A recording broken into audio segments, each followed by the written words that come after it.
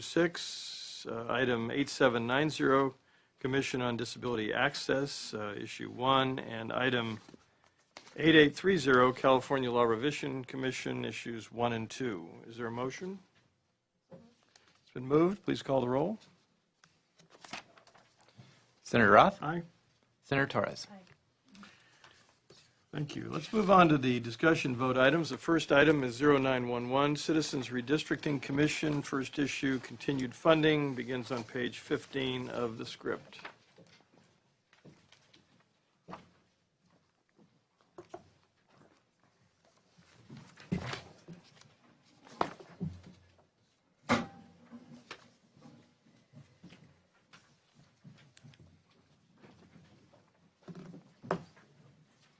Thank you for joining us, ma'am. If you'd identify yourself for the record. My name is Christina Shoup. I'm the Operations Manager for the Citizens Redistricting Commission. And to my left. Nick Schroeder with the LAO. Jeff Carasone, Department of Finance. Tamara Johnson, Department of Finance.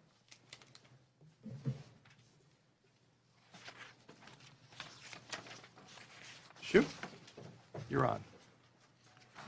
Thank you, sir. The Citizens Redistricting Commission has been operating with a part-time, one-half PY since the end of June 2012.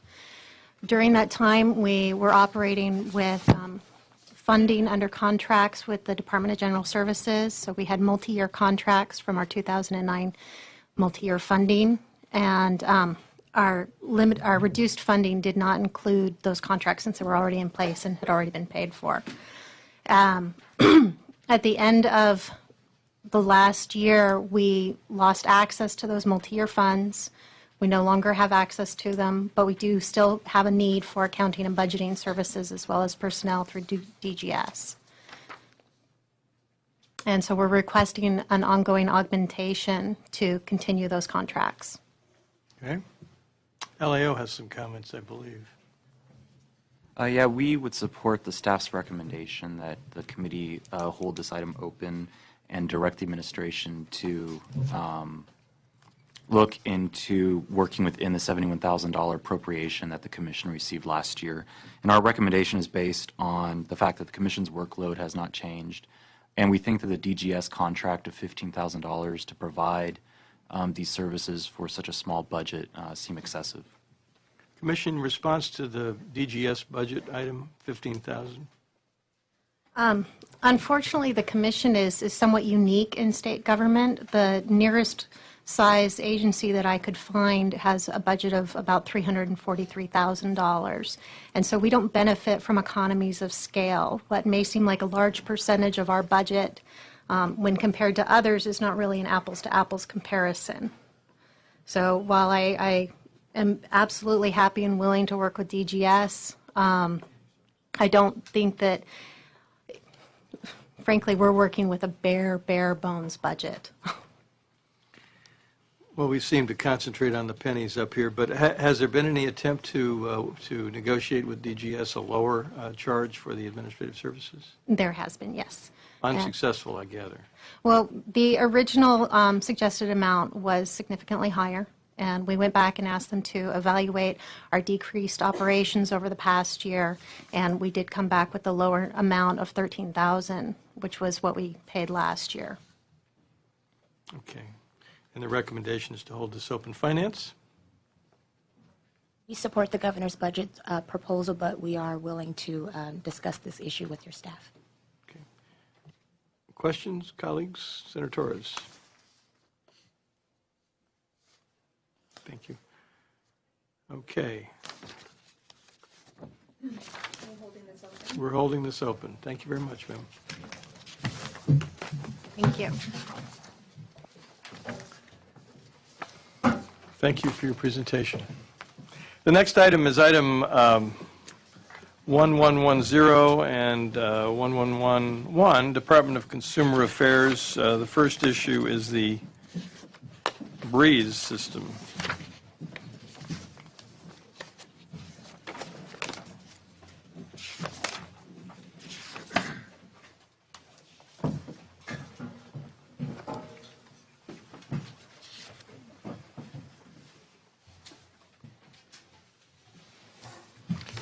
Gentlemen, if you'd identify yourselves, starting to my left, your right.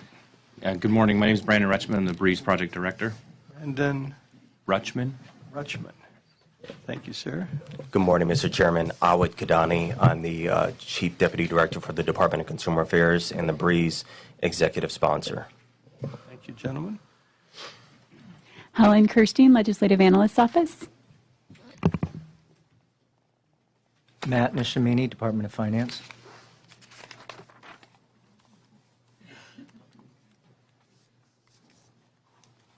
Gentlemen, you may proceed. Thank you, Chairman.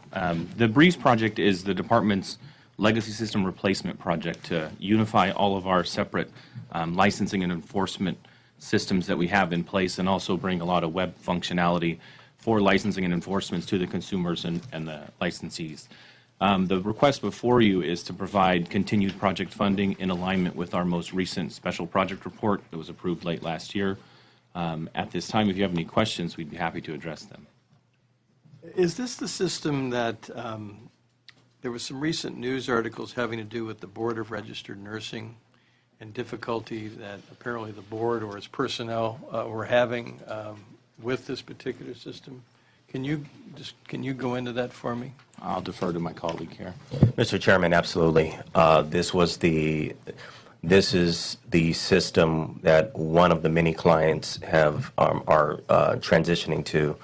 The most recent articles focus on some of the functionality that was turned off either by design to allow the staff to get acclimated to the system, or because of system testing and user acceptance testing, we found defects, so we turned on the functionality, or we will turn on the functionality later.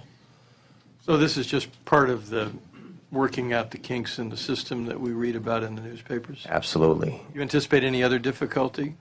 We do not expect a absolutely perfect system. The success in the system is we have a rigorous process to deal with the defects as we find them.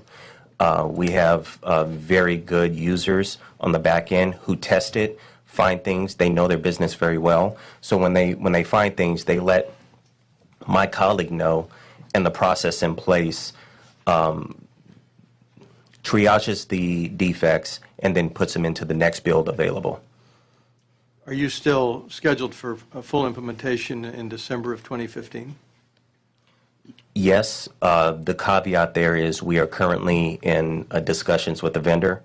The state recognizes that we need more time. We need to stabilize our clients that were in the first release. Stabilization means that we need a dedicated maintenance team. We also need more time to implement lessons learned.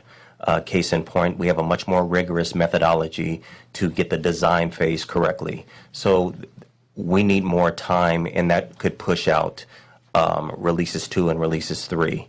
Once we finalize those discussions, I anticipate we may be seeing a third SPR. The one thing I would ask, some agencies and departments struggled with lessons learned reports, but I would like to ask, and do ask, that you come back to this subcommittee or the Budget Committee as a whole with your lessons learned report. I think it's going to be critical for future design and implementation of IT systems in the state to start collecting this lessons learned information, apply the lessons learned to future projects, so maybe at the end of some period of time, probably after I retire, we will get this thing down pat, this IT procurement. But congratulations for moving forward in a positive way. LAO? Thank you. We have no concerns with the specific proposal as it is consistent with the approved SPR2. As was noted, however, there are some project risks, including there's currently a lack of a baseline work plan, which basically provides the detailed schedule. And as was noted, it appears that it may be likely that the project timeline will extend out, and therefore there will be additional costs potentially to this project. So we expect to continue to monitor this project closely, and we expect that the legislature will want to continue to be in close contact with the department as they move forward. Thank you. Finance? Okay. Senator Torres, any questions? Let's go through the rest of the issues, then take public comment, and then do our voting, if that works. Issue number 2 is Board of Accountancy. The recommendation, by the way, on issue 1 is to approve as budgeted. Thank you, Mr. Chairman. Issue number 2, Board of Accountancy.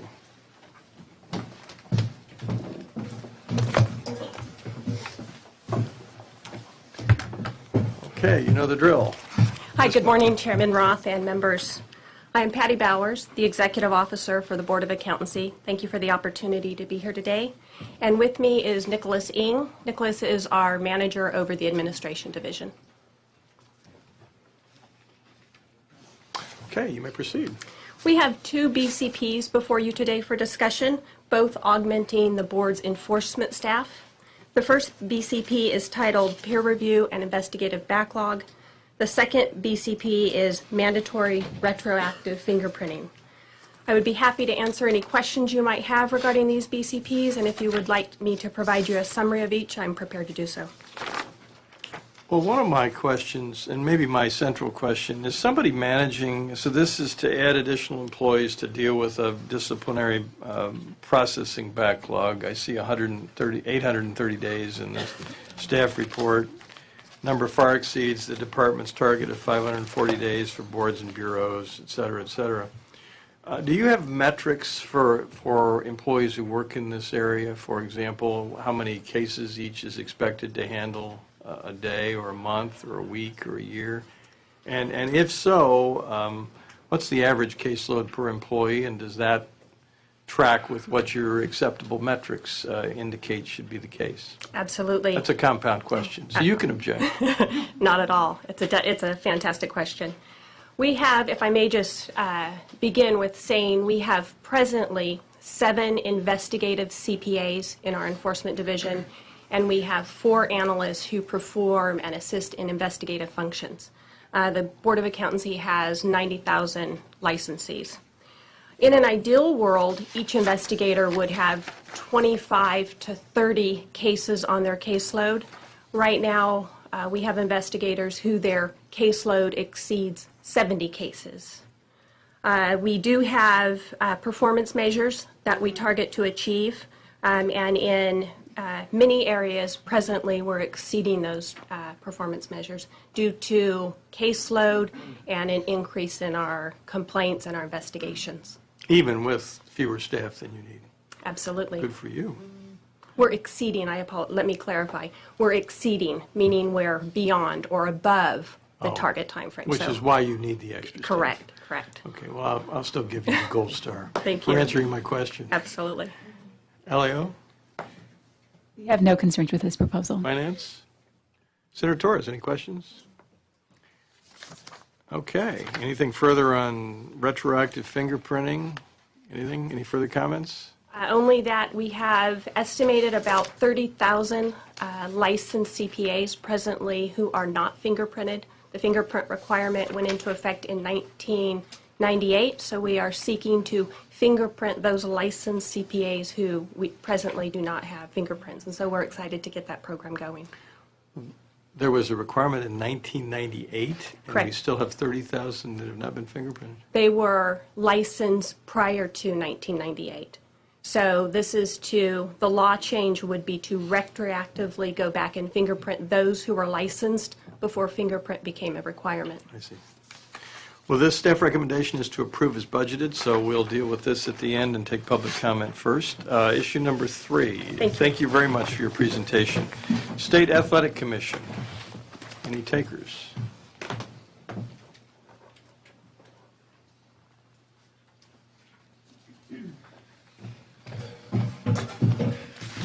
Thank you for joining us again, sir. Your name? Good morning, Senator Roth. My name is Andy Foster. I'm the Executive Officer of the California State Athletic Commission. Thanks for coming back. Ma'am? I'm Jana Shintaku. I'm the fiscal officer at the department. Okay, you may begin. Well, we have, it's my understanding, we have 2 BCPs in front of you guys right now because the other one was on the vote-only list. Is that correct? Yes. Okay, so the first one we were asking that you guys reject. the pension.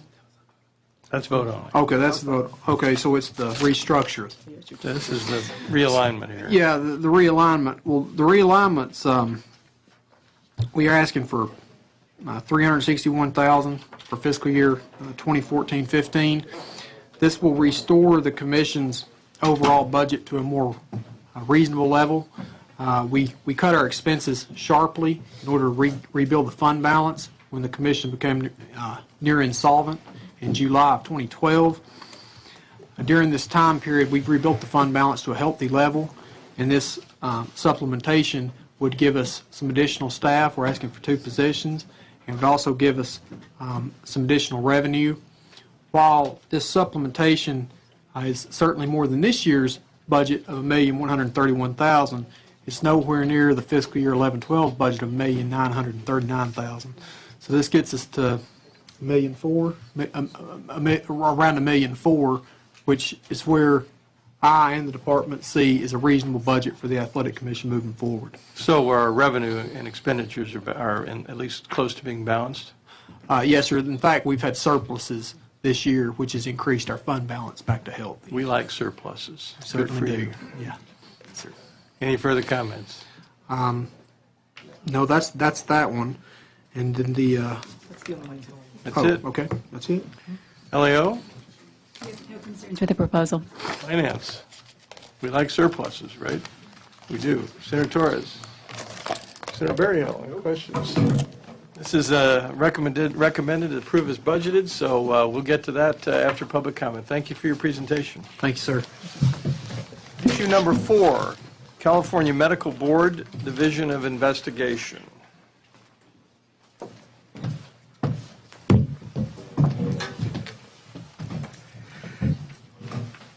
Good morning, Senator Roth, members of the committee. My name is Michael Gomez. I'm Deputy Director for the Division of Investigation and Enforcement Programs for the Department of Consumer Affairs.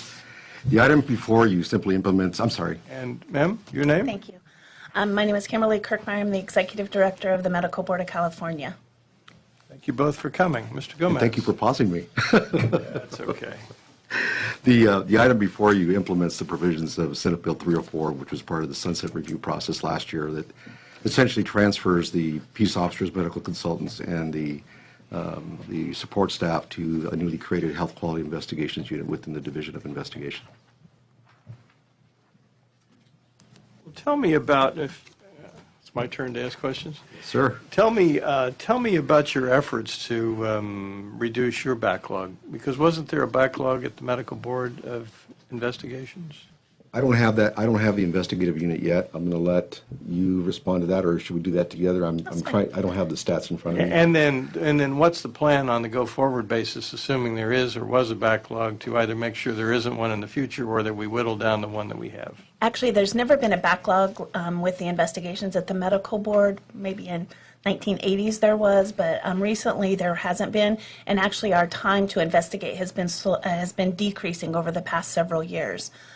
This bill was actually part of our sunset review process, and when they went through the process, the items that came before them, they wanted to move the investigators over to the Department of Consumer Affairs through that bill.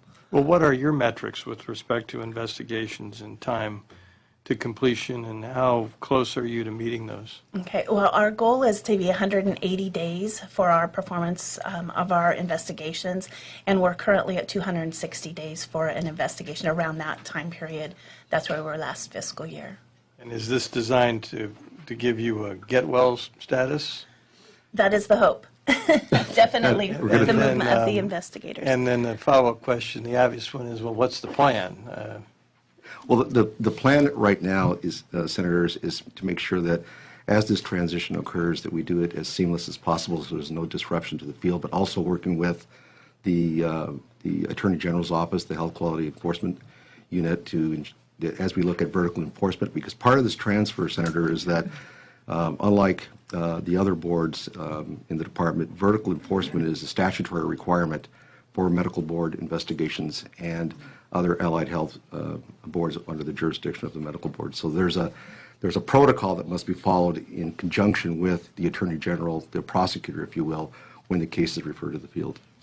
So we're working with the AG's office in terms of how that should look better, how the roles could be better defined in terms of the efficiency of the manner in which we pursue investigations in the state of California. And will this budget request give you the appropriate resources to drive the time to completion down to the 180-day milestone? That is my hope, Senator.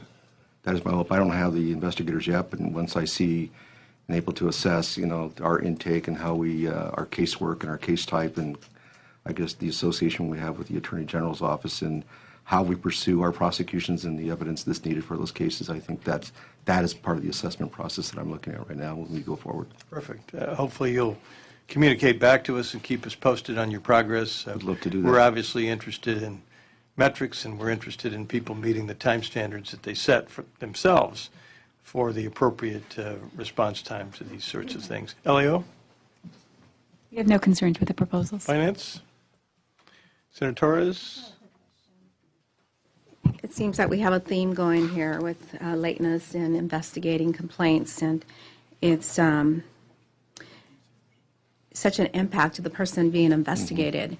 What happens to someone who has, who's in the process of being investigated? I mean, what's happening to them? Are their licenses suspended? Can they continue to work? If they want to change employment, are they able to change employment? What's the process? It really depends on the situation of what the complaint is. If it's something where there's an imminent danger to the public by allowing that person to continue to practice, then we will issue an interim suspension order. However, if that is actually issued, there are timeframes that are shorter. You have to actually file an accusation within 30 days. So that process is sped up, basically for the investigation and everything. If there is not an imminent danger, that individual continues to work, they're not suspended until the investigation is completed and it proceeds through the process, either to closure or to referral to the Attorney General's office for action. Okay, so while that immediate suspension is happening, how many days does it take for you to actually look at it and see if is this something that has been made up, or is this a righteous complaint? For all of our investigations, the overall time frame is 260 days for those that go to investigation. We receive about 7,000 complaints, and only about 1,500 of those go to investigation. That's that time frame. So the other group that happens in the complaint unit, those actually happen, and it's about anywhere from 50 to 70 days on average to process those complaints. Of the immediate suspensions, how many of those result in no findings or, I would say if we've issued an interim suspension order, which we only do about 30 to 50 per year, out of those, I don't have the numbers in front of me, but I would almost be willing to say that all end up in some type of discipline. Okay. All right, thank you. Senator Berrio, any questions? Well, the staff recommendation, once again, is to pass, approve as budgeted, so we'll get to this after public comment. Thank you very much for your presentation. Thank you. Issue number 5, State Board of Pharmacy. Come on down.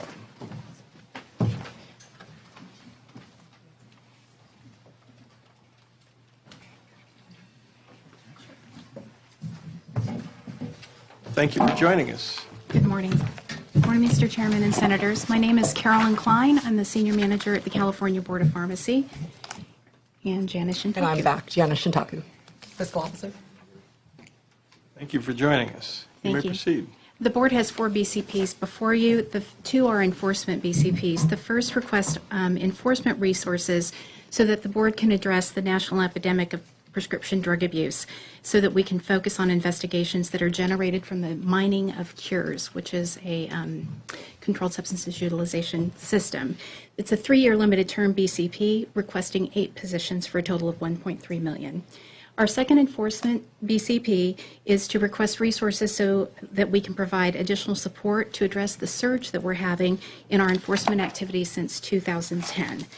This is a BCP for 2 positions at $185,000. The third request is for, we have 2 legislative BCPs. The third is for SB 493. It will allow us to perform, pharmacists will be allowed to perform additional duties as part of healthcare teams.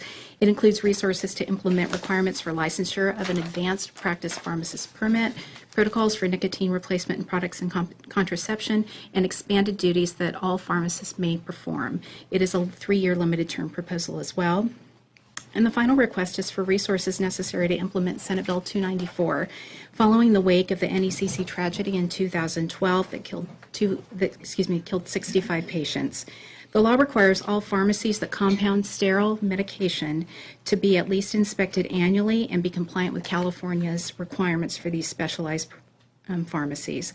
Again, that's a 3-year limited term BCP. Be happy to answer any questions you might have. Let's hear from the LAO and Finance. First, LAO. We have no concerns with these proposals. Finance. Senator Berryhill. No questions. Senator Torres. I have no questions. Thank you, sir. I want to thank you for your presentation. The staff recommendation, as you noted, undoubtedly is approved as budgeted, so we'll get to that after public comment. Thank you. Issue number 6, Attorney General augmentation. We have 4 proposals under this, so would you like to handle this? Just come on down. Are there a lot of people? There are a lot of people. Let's see how many. Let's see how many chairs we have. You can pull a few more up.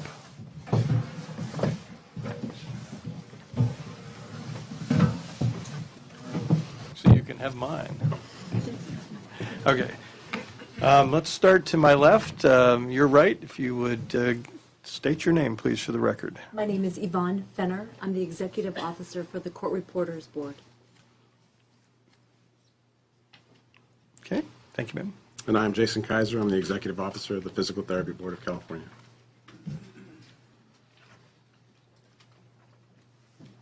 And I'm Carl Nelson, and I am the Budget Liaison for the Physical Therapy Board.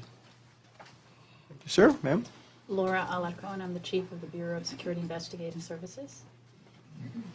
Ms. Alarcon, you may proceed. Who wants to start first? I guess the first one is the Board of Registered Nursing. That would be me. And you're in the back. Yes. Why don't you come up to the microphone, if you would, please, ma'am? Good morning. Stacy Berman, Assistant Executive Officer with the Board of Registered Nursing. Thank you, ma'am. This budget proposal is to request an augmentation of $2.5 million for the Attorney General's Office and the Office of Administrative Hearings. We have had a dramatic increase in our caseload referral to the Attorney General's Office, which has approximately quadrupled over the last 4 years. And we have submitted 2 finance letters that were in accordance with budget language and have had to increase for those 2 years, with 1 year being able to absorb that, and we are no longer able to sustain the additional money that costs that we are incurring. What's the explanation for the number of complaints quadrupling over 4 years? Well, we were in the media in 2008, 2009. We did increase our staff over fiscal years 8, 9, and 10, 11. We added approximately 34 staff members to enforcement. So that additional staff in enforcement produced additional workload that moved faster through the process and ended up increasing the workload that was referred to the Attorney General's office. What's your average caseload per employee? It depends on which unit you're talking about. We have in-house investigators where they are assigned approximately 20 to 25 cases per investigator. We have our discipline unit that handles the cases at the Attorney General's office, and they are averaging 400 cases per analyst. What's the optimum for both? Optimum for the investigators is the 20 to 25. So we are working at optimum for the investigators. We also utilize the Division of Investigation to refer our cases over as well, so they assist us with investigations. Optimum for the discipline unit would be no more than 200 cases per analyst. So they have double? Yes. What's the average processing time in the first instance for the first group, the ones with 20 to 25? The investigation, we are around right now approximately 320 days for completing an investigation. What's your metric? Our goal is 180 days. So even with the ones that have 20 to 25 cases, you're say 180 versus 300 and... Well, we are clearing a number of cases that are older cases, and as soon as we've gotten through that backlog of older cases, then we will be much closer to our 180 days. Okay, and you'll keep this committee informed of your progress? Yes. Because obviously, we like to see folks that establish metrics themselves meet their metrics. So Yes. we've got a little work to do. Yes. Well, overall, I mean, we were in the media for exceeding 3 years for our discipline cases, and we are now down to less than 2 years on average time from start to finish, and that's with the additional caseload. So we like the trend line. Yes.